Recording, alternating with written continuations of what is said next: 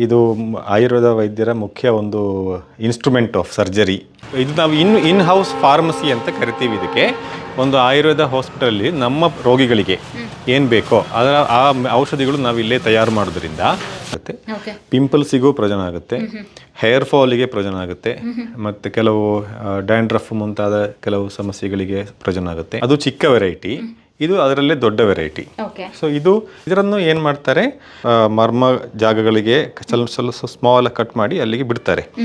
ಡಾಕ್ಟ್ರನ್ನು ಪರಿಚಯ ಇದ್ದರಿಂದ ರೋಗ ಗುಣ ಆಗಲ್ಲ. ವೀಕ್ನೆಸ್ ಅನಿಸೋದು, ಏನು ಕೆಲಸ ಮಾಡದಿದ್ರು ವೀಕ್ನೆಸ್, ಬೆಳಿಗ್ಗೆ ಹೇಳುವಾಗಲೇ ವೀಕ್ನೆಸ್ ಆ ಥರ ಬರೋದು. ಈಗ ಮುಖ್ಯವಾಗಿ ಥೈರಾಯ್ಡ್ ಲೇಡೀಸ್ಗಳಿಗೆ ಈ ಥರ ಸಮಸ್ಯೆ ಬರುತ್ತೆ.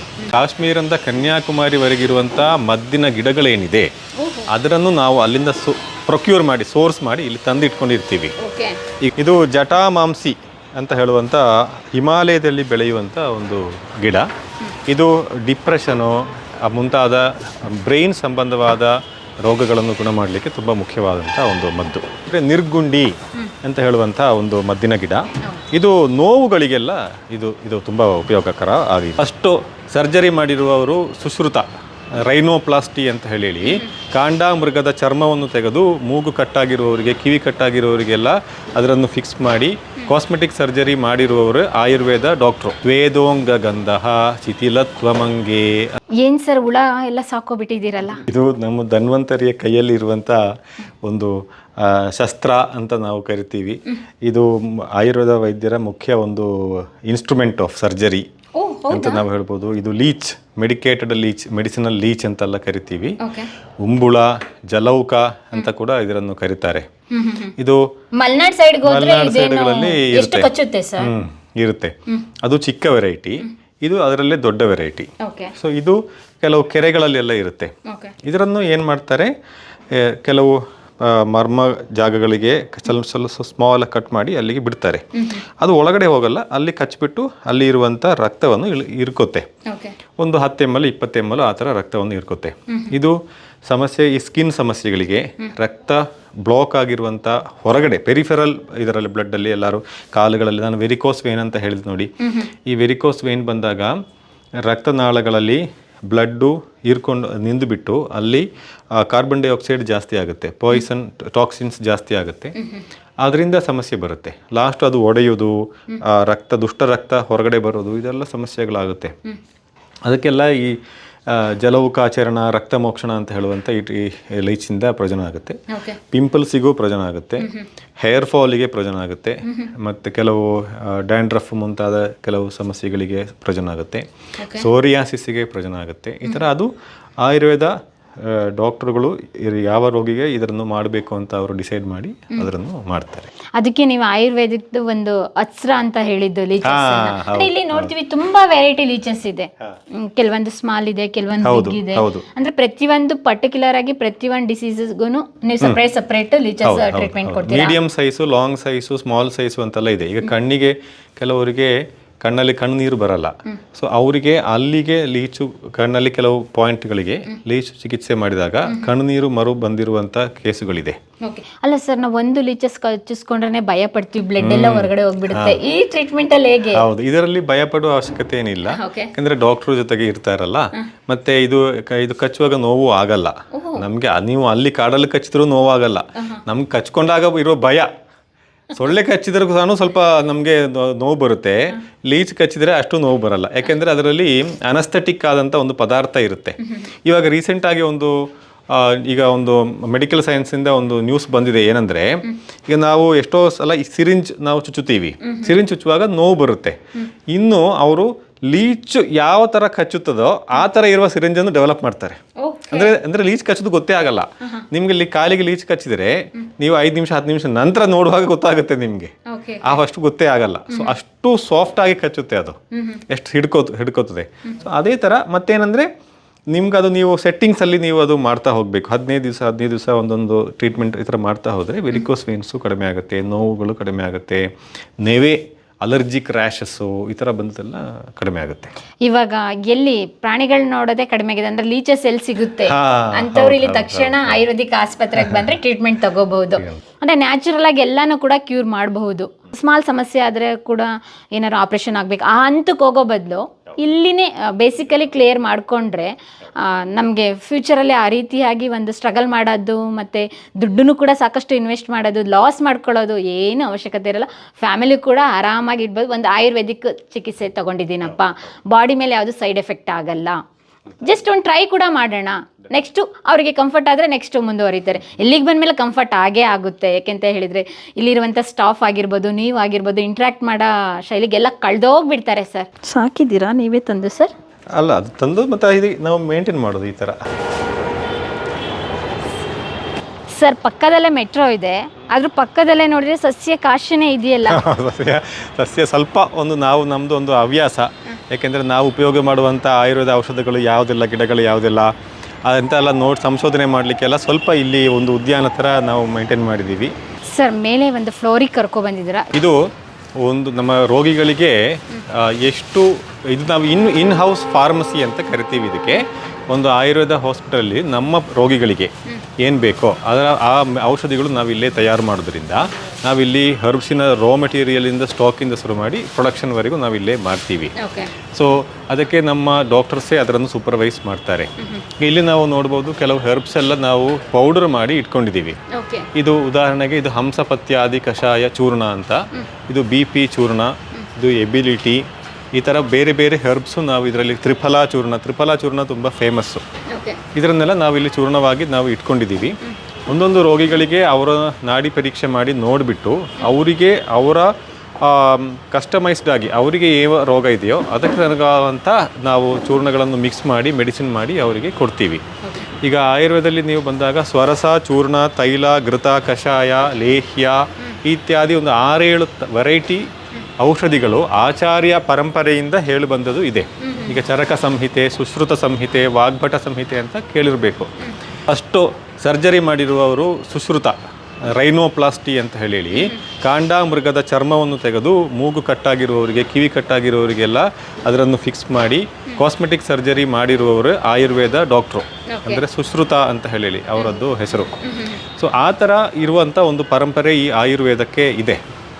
ಆಹತಾತ್ ತಕ್ಷಣಾತ್ ಕ್ಷುಣ್ಣಾತ್ ದ್ರವ್ಯಾತ್ ನಿಷ್ಪೀಡಿತೋ ರಸಃ ಅಂತ ಹೇಳಿ ಈ ಹಸಿ ಮದ್ದುಗಳು, ಈ ಫಸ್ಟ್ ಲೈನ್ ಆಫ್ ಟ್ರೀಟ್ಮೆಂಟ್ ಅಂದರೆ ಹರ್ಬ್ಸ್. ನೀವೀಗ ನಾವೇನು ಕೆಲವು ಹರ್ಬ್ಸ್ ನೋಡಿದ್ದೀವಿ, ಆ ಹರ್ಬ್ಸನ್ನು ಜಜ್ಜಿ ರಸ ತೆಗೆದು ಆ ರಸವನ್ನು ನಸ್ಯ ಮಾಡ್ತಾರೆ, ಮೂಗಿಗೆ ಹಾಕ್ತಾರೆ. ಈಗ ಸ್ಟ್ರೋಕ್ ಪೇಷಂಟ್ಗಳು ಬರ್ತಾರೆ, ಪ್ಯಾರಾಲಿಸಿಸ್ ಪೇಷಂಟ್ಗಳು ಬರ್ತಾರೆ, ಡಿಪ್ರೆಷನ್ ಪೇಷಂಟ್ಗಳು ಬರ್ತಾರೆ, ಅವರಿಗೆಲ್ಲ ಆ ಥರ ನಸ್ಯಗಳನ್ನು ಕೊಡ್ತಾರೆ.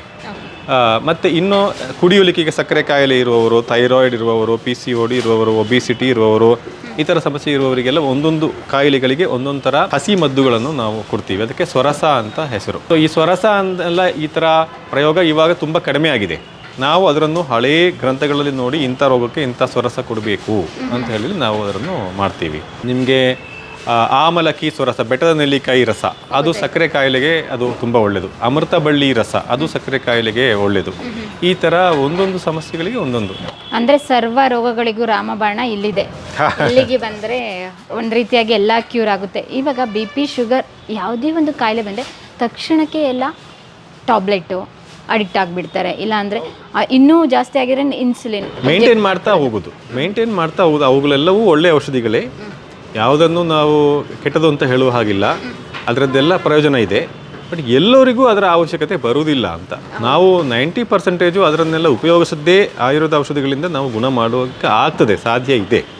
ಅದು ಆಗದೇ ಇರುವ ಸಂದರ್ಭದಲ್ಲಿ ಅದನ್ನೆಲ್ಲ ನಾವು ಉಪಯೋಗ ಮಾಡಬೇಕು. ಬಟ್ ಇವಾಗ ಏನಾಗಿದೆ ಅಂದರೆ ಸ್ವಲ್ಪ ಶುಗರ್ ವೇರಿಯೇಷನ್ ಆದರೂ ಕೂಡ ನಾವು ಮೆಡಿಸಿನ್ ಸ್ಟಾರ್ಟ್ ಮಾಡ್ತೀವಿ. ಡಯಾಬಿಟಿಸ್ ಅಂತ ನಮಗೆ ಚಾಪ್ ಬಂದು ಬೀಳುತ್ತೆ, ಮತ್ತು ಕಂಟಿನ್ಯೂಸ್ ಆಗಿ ಅದು ಮಾಡ್ತಾ ಹೋಗುವಂಥ ಪರಿಸ್ಥಿತಿ ಬರುತ್ತೆ. ಮತ್ತು ಸಕ್ಕರೆ ಕಾಯಿಲೆ ಇರುವವರಿಗೆ ಒಂದೊಂದು 5-5 ವರ್ಷ ಆಗುವಾಗಲೂ ಡೋಸೇಜ್ ಜಾಸ್ತಿ ಆಗ್ತಾ ಹೋಗಬೇಕು. ಫಸ್ಟು ಬಾರ್ಡರ್ ಲೈನಲ್ಲಿ ಅಂತ ಹೇಳಿ ಇರ್ತಾರೆ. ನಾವು ಇಲ್ಲಿ ಎಷ್ಟೋ ಪೇಷಂಟ್ಗಳು ಬರೋರು ನೋಡ್ತೀವಿ, ಬಾರ್ಡರ್ ಲೈನಲ್ಲಿ ಶುಗರ್ ಇದೆ ಅಂತ ಹೇಳ್ತಾರೆ. ಖುಷಿಯಾಗಿರ್ತಾರೆ, 5 ವರ್ಷ ತಾವೇ ಮೇಂಟೈನ್ ಮಾಡ್ಕೋಬಹುದು ಅಂತ ಇರ್ತದೆ. ಬಟ್ ಮೇಂಟೈನ್ ಮಾಡಲಿಕ್ಕೆ ಆಗೋದಿಲ್ಲ. ಮತ್ತು ಅವರು ಬಾರ್ಡರ್ ಲೈನು ಅಂದರೆ ಏನು ಗೊತ್ತಾ, ಶುಗರು ಊಟಕ್ಕೆ ಮುಂಚೆ 80 ಇರಬೇಕು, ಊಟ ನಂತರ 120 ಇರಬೇಕು, ಇದು ನಾರ್ಮಲ್ ಅಂತ. ಶುಗರ್ ಮುಂಚೆ ಒಂದು 90 ಇದೆ, ಶುಗರ್ ಊಟ ನಂತರ ಒಂದು 130, 140 ಇದೆ ಅಂದರೆ ಅದು ಬಾರ್ಡರ್ ಲೈನು ಅಂತ ಅರ್ಥ. ಈ ಬಾರ್ಡರ್ ಲೈನು ಅಂತಲೇ ಯೋಚನೆ ಮಾಡಿ 200ವರೆಗೂ ಹೋಗುತ್ತೆ, 210ವರೆಗೂ ಹೋಗುತ್ತೆ, 250 ಆದರೂ ಕೆಲವರು ಬಾರ್ಡರ್ ಲೈನ್ ಅಂತಲೇ ಹೇಳ್ಕೊಂಡಿರ್ತಾರೆ. ತಮ್ಮದೇ ಆದಂಥ ಬೇರೆ ಬೇರೆ ಎಕ್ಸ್ಪೆರಿಮೆಂಟ್ ಮಾಡ್ತಾ ಇರ್ತಾರೆ. ಆ ಆಹಾರ ತಿನ್ಬೋದು, ಈ ಆಹಾರ ತಿನ್ಬೋದು, ಮಾಡೋದು ತಪ್ಪೇನಿಲ್ಲ. ಬಟ್ ಶುಗರ್ ಕರೆಕ್ಟ್ ಬರುತ್ತಾ ಅಂತ ನೋಡಬೇಕು. ಇಲ್ಲಾಂದ್ರೆ ಏನಾಗುತ್ತೆ, ಒಂದು 5 ವರ್ಷ ಈ ಥರ ಹೋದಾಗ ಮತ್ತೆ ಶುಗರ್ ಟಕ್ ಅಂತ 200ರಿಂದ ಕೆಳಗಡೆ ಬರಲ್ಲ ಅಂತ ಆಗುತ್ತೆ. ಆವಾಗ ಟೈರ್ಡ್ನೆಸ್ ಬರುತ್ತೆ, ಸ್ವೆಟ್ ಆಗೋದು ಬರುತ್ತೆ, ಎದೆ ನೋವು ಸ್ಟಾರ್ಟ್ ಆಗುತ್ತೆ, ನಿದ್ದೆ ಬರಲ್ಲ, ಕಾಲೆಲ್ಲ ಜುಮ್ ಅನಿಸುತ್ತೆ, ಈ ಥರ ಸಮಸ್ಯೆಗಳೆಲ್ಲ ಬರುತ್ತೆ. ಈ ಥರ ಎಲ್ಲ ಸಕ್ಕರೆ ಕಾಯಿಲೆ ಇರುವವರಿಗೆ ಬರುತ್ತೆ ಅಂತ 2000 ವರ್ಷ ಮುಂಚೆ ಇರುವ ಬರದ ಪುಸ್ತಕ ಗ್ರಂಥಗಳಲ್ಲಿ ಬರೆದಿದ್ದಾರೆ. ಸ್ವೇದೋಂಗ ಗಂಧಃ ಶಿಥಿಲತ್ವಮಂಗೆ ಅಂತೆಲ್ಲ ಶ್ಲೋಕಗಳಿದೆ.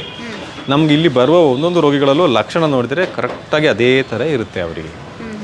ಅವ್ರಿಗೆ ಸ್ವೆಟ್ಟಿಂಗ್ ಆಗೋದು, ಸ್ವೆಟ್ಟಿಂಗ್ ನಾರ್ಮಲ್ ಸ್ವೆಟ್ಟಿಂಗ್ ಅಲ್ಲ, ಸಿಕ್ಕಾಪಟ್ಟೆ ಸ್ವೆಟ್ಟಿಂಗ್ ಆಗಿಬಿಡೋದು, ವೀಕ್ನೆಸ್ ಅನಿಸೋದು, ಏನು ಕೆಲಸ ಮಾಡದಿದ್ರು ವೀಕ್ನೆಸ್, ಬೆಳಿಗ್ಗೆ ಹೇಳುವಾಗಲೇ ವೀಕ್ನೆಸ್, ಆ ಥರ ಬರೋದು. ಈಗ ಮುಖ್ಯವಾಗಿ ಥೈರಾಯ್ಡ್ ಲೇಡೀಸ್ಗಳಿಗೆ ಈ ಥರ ಸಮಸ್ಯೆ ಬರುತ್ತೆ. ಅವರಿಗೆ ಎದ್ದೇಳಲಿಕ್ಕೆ ಅನಿಸಲ್ಲ, ಏನೋ ಟೈರ್ಡ್ನೆಸ್ಸು, ಈ ಥರ ನಮಗೆ ಅನ್ಯೂಶ್ವಲ್ ಆಗಿ ಏನೋ ನಮಗೆ ಬಂದರೆ ನಾವು ಅರ್ಥ ಮಾಡ್ಕೋಬೇಕು ನಮಗೆ ಏನೋ ಸಮಸ್ಯೆ ಇದೆ ಅಂತ. ಆವಾಗ ತಕ್ಷಣ ಆಯುರ್ವೇದಕ್ಕೆ ಚಿಕಿತ್ಸೆಗೆ ಬಂದರೆ ನಾವು ಅದನ್ನು ಬೇಗ ಗುಣ ಮಾಡ್ಬೋದು. ಇವಾಗ ಜನಗಳಿಗೆ ಹೆಂಗೆ ಮೈಂಡ್ ಸೆಟ್ ಬಂದಿದೆ ಅಂತ ಹೇಳಿದರೆ, ಆಯುರ್ವೇದಿಕ್ ಅಂತ ಹೇಳಿದ್ರೆ ತುಂಬ ಲಾಂಗ್ ಟೈಮ್ ತಗೊಳುತ್ತೆ, ಬೇಗ ಕ್ಯೂರ್ ಆಗಲ್ಲ. ಇವಾಗ ಅಲೋಪತಿಗೆ ಹೋಗ್ಬಿಟ್ರೆ ಒಂದು ಟ್ಯಾಬ್ಲೆಟ್ ತೊಗೊಂಡು ಏನಾದರೂ ಒಂದು ಇಂಜೆಕ್ಷನ್ ತೊಗೊಂಡ್ರೆ ತಕ್ಷಣಕ್ಕೆ ಸಂಜೆ ಅಷ್ಟೊತ್ತಿಗೆ ಕ್ಯೂರ್ ಆಗುತ್ತೆ ಅಂತ ಇರುತ್ತೆ. ಅದ್ರ ಸೈಡ್ ಎಫೆಕ್ಟ್ ಎಷ್ಟಾಗುತ್ತೆ ಅಂತ ಜನಗಳಿಗೆ ಇನ್ನೂ ಕೂಡ ಅರ್ಥ ಆಗಿಲ್ಲ ಸರ್. ತಾವು ಸ್ವಯಂ ಸ್ಟಿರಾಯ್ಡ್ ತಗೊಂಡು ಬರ್ತಾರೆ. ಸ್ಟಿರಾಯ್ಡ್ ಮೆಡಿಸಿನ್ಸ್ ಅಂದರೆ ತುಂಬ ಸೈಡ್ ಎಫೆಕ್ಟ್ ಇರುವಂಥ ಮೆಡಿಸಿನ್ಸ್. ಪ್ರಯೋಜನವೂ ಇದೆ, ಇಲ್ಲ ಅಂತಲ್ಲ. ಅವರು ಇಲ್ಲಿ ಬಂದು ನಿಮ್ಮ ಮೆಡಿಸಿನ್ಸಲ್ಲಿ ಸ್ಟಿರಾಯ್ಡ್ ಎಲ್ಲ ಏನಿಲ್ಲ ಅಲ್ಲ ಅಂತ ಕೇಳ್ತಾರೆ. ಆಯುರ್ವೇದದಲ್ಲಿ ಯಾರೂ ಸ್ಟಿರಾಯ್ಡ್ ಬಳಸಲ್ಲ. ಆಯುರ್ವೇದ ಮೆಡಿಸಿನ್ಸಲ್ಲಿ ಸ್ಟಿರಾಯ್ಡ್ ಇಲ್ಲ. ಒಂದು ಕ್ಲಿಯರ್ ಆಯಿತು ಜನಕ್ಕೆ. ತಪ್ಪು ತಿಳುವಳಿಕೆ ಏನೆಲ್ಲೋ ಬಂದುಬಿಡುತ್ತೆ. ಈಗ ನೋವು ಗುಣ ಆಗುತ್ತೆ ಅಂದರೆ ಅದು ಸಿಂಪ್ಟಮ್, ರೋಗ ಗುಣ ಆಗುತ್ತೆ ಅಂತ ಅರ್ಥ ಅಲ್ಲ. ನೀವು ಒಂದು ಟ್ಯಾಬ್ಲೆಟ್ ತಗೊಳ್ತೀರಾ, ನಿಮ್ಮದು ಶುಗರು ನಾರ್ಮಲಿಗೆ ಬರುತ್ತೆ ಅಂದರೆ ಅದರ ಅರ್ಥ ನಿಮ್ಗೆ ಪರಿಹಾರ ಸಿಕ್ತು ಅಂತಲ್ಲ. ನೀವು ನಾಳೆನೂ ಟ್ಯಾಬ್ಲೆಟ್ ತಗೊಂಡಿಲ್ಲ ಅಂದರೆ ಮತ್ತೆ ಶುಗರ್ ಮೇಲೆ ಹೋಗುತ್ತೆ. ಸೊ ಅದು ನಿಮಗೆ ಲೈಫ್ ಲಾಂಗ್ ಮಾಡ್ತಾ ಹೋಗಬೇಕು. ಆಯುರ್ವೇದದಲ್ಲಿ ಸ್ಟ್ರಿಕ್ಟಾಗಿ ನೀವು ಮಾಡ್ತೀರಾ ಅಂದರೆ ನಿಮಗೆ ಅದರನ್ನೆಲ್ಲ ನಾರ್ಮಲ್ ಮಾಡ್ಬೋದು ಅಂತ ಹೇಳಿ ನೀವು 20 ವರ್ಷ ಇರುವಂಥ ಶುಗರ್ ಇರುವವರು ಬಂದು 1 ವಾರಲ್ಲಿ ನಾರ್ಮಲ್ ಮಾಡಲಿಕ್ಕೆ ಆಗಲ್ಲ, ಗೊತ್ತಾಯ್ತಾ? 20 ವರ್ಷದಲ್ಲಿ ನೀವು ಏನೆಲ್ಲೋ ನೀವು ಮಾಡಿರ್ತೀರಾ, ಹಲವಾರು ಡಾಕ್ಟ್ರುಗಳನ್ನು ನೋಡಿರ್ತೀರಾ, ಯಾರು ಹೇಳಿದ್ರ ಔಷಧವನ್ನು ಸರಿಯಾಗಿ ತಗೊಂಡಿರಲ್ಲ, ಗೊತ್ತಾಯ್ತಾ? ಡಾಕ್ಟ್ರನ್ನು ಪರಿಚಯ ಇದ್ದರಿಂದ ರೋಗ ಗುಣ ಆಗಲ್ಲ. ನನಗೆ ಆ ಡಾಕ್ಟ್ರ್ ಗೊತ್ತು, ನನಗೆ ಈ ಡಾಕ್ಟ್ರ್ ಗೊತ್ತು, ಜಯದೇವ್ ಅವರ ಡೈರೆಕ್ಟ್ರ್ ಗೊತ್ತು, ನಮ್ಗೆ ತುಂಬ ಪರಿಚಯ ಅಂತ ಹೇಳಿದರೆ ನಿಮ್ಮ ರೋಗ ಗುಣ ಆಗಲ್ಲ. ರೋಗ ಗುಣ ಆಗಬೇಕಂದ್ರೆ ನೀವು ಮೆಡಿಸಿನ್ಸ್ ಕರೆಕ್ಟಾಗಿ ತಗೊಳ್ಬೇಕು, ಹೌದಲ್ವಾ? ಈಗ ಎಷ್ಟೋ ಡಾಕ್ಟರ್ಸ್ಗೆ ಹಾರ್ಟ್ ಅಟ್ಯಾಕ್ ಬಂದು ಹೋಗ್ತಾರೆ, ಯಾಕೆಂದರೆ ಅವರು ಬೇರೆಯವರಿಗೆ ಮೆಡಿಸಿನ್ ಕೊಡ್ತಾರೆ. ಅವರು ಹೇಗೆ ಲೈಫ್ ಸ್ಟೈಲ್ ಮಾಡ್ಕೊಂಡಿರ್ತಾರೆ ಅದು ನಮ್ಗೆ ಗೊತ್ತಿಲ್ಲ. ಸೊ ಇದೆಲ್ಲ ಹೇಗೆ ಅಂದರೆ ನಾವು ಸರಿಯಾಗಿ ತಿಳುವಳಿಕೆ ಇಲ್ಲದೆ ನಾವೇ ತಪ್ಪಾದಂಥ ಕಲ್ಪನೆಗಳನ್ನು ಡೆವಲಪ್ ಮಾಡ್ತಾ ಹೋಗೋದು. ಅದರಿಂದ 50% ಸಮಸ್ಯೆ ಜಾಸ್ತಿ ಆಗ್ತಾ ಹೋಗುತ್ತೆ.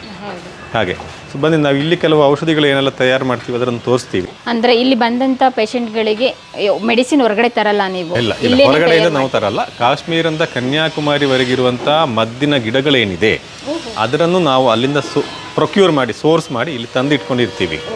ಈಗ ನೀವು ಏಕನಾಯಕ ಅಂತ ಇರ್ಬೋದು, ಚಕ್ಕೆ ಅಂತ ಹೇಳ್ಬೋದು, ಅರಿಶಿನ ಇರ್ಬೋದು, ಶುಂಠಿ ಇರ್ಬೋದು, ತ್ರಿಕಟು ಅಂತ ಹೇಳಿ ಒಂದು ಇದೆ, ಅದಿರ್ಬೋದು. ಈ ಥರ ಬೇರೆ ಬೇರೆ ಔಷಧಿಗಳಿದೆ.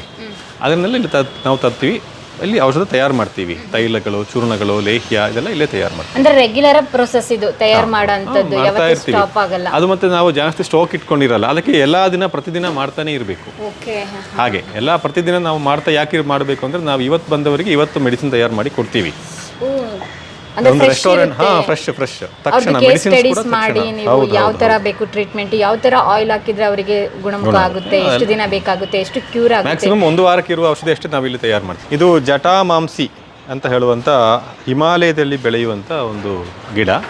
ಇದು ಡಿಪ್ರೆಷನು ಮುಂತಾದ ಬ್ರೈನ್ ಸಂಬಂಧವಾದ ರೋಗಗಳನ್ನು ಗುಣ ಮಾಡಲಿಕ್ಕೆ ತುಂಬ ಮುಖ್ಯವಾದಂಥ ಒಂದು ಮದ್ದು.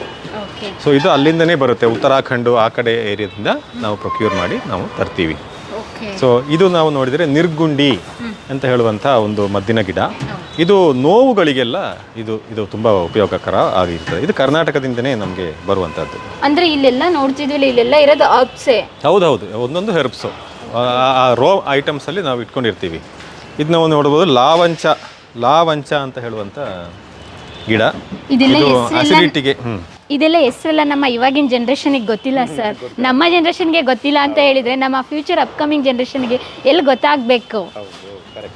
ಇದೆಲ್ಲ ಪುಸ್ತಕದಲ್ಲಿ ಏನೋ ಸಿನಿಮಾಗಳಲ್ಲಿ ಯಾವುದೋ ಒಂದು ಪುರಾತನ ಸಿನಿಮಾಗಳಲ್ಲಿ ನೋಡಿದಂಥ ಹೆಸರುಗಳಿದೆ ಮತ್ತೆ ಕೇಳಿದಂಥ ಹೆಸರುಗಳಿದೆ ಅಷ್ಟೇ ಬಿಟ್ರೆ ನಾವು ಈ ಥರದ್ದೆಲ್ಲ ನೋಡೇ ಇಲ್ಲ. ಈವನ್ ಮನೆಯಲ್ಲಿ ಬಳಸೋಂಥ ಕೆಲವೊಂದು ಐಟಮ್ಸ್ ಅಷ್ಟೇ, ಚಕ್ಕೆ ಲವಂಗ ಇದು ಬಿಟ್ರೆ ಈ ರೀತಿ ಹೆಸರುಗಳು ಇವಾಗಿನ ಓ ಏನು ಹೊಸ ಹೆಸರಪ್ಪ ಇಷ್ಟೊಂದು ತಿಳ್ಕೊಂಡಿದ್ದಾರೆ ಅನ್ಸುತ್ತೆ. ಹೌದು, ಈಗ ಇದು ನೋಡಿದರೆ ಇದು ಕಂಠಕಾರಿ ಅಂತ ಹೇಳುವ ಗಿಡ.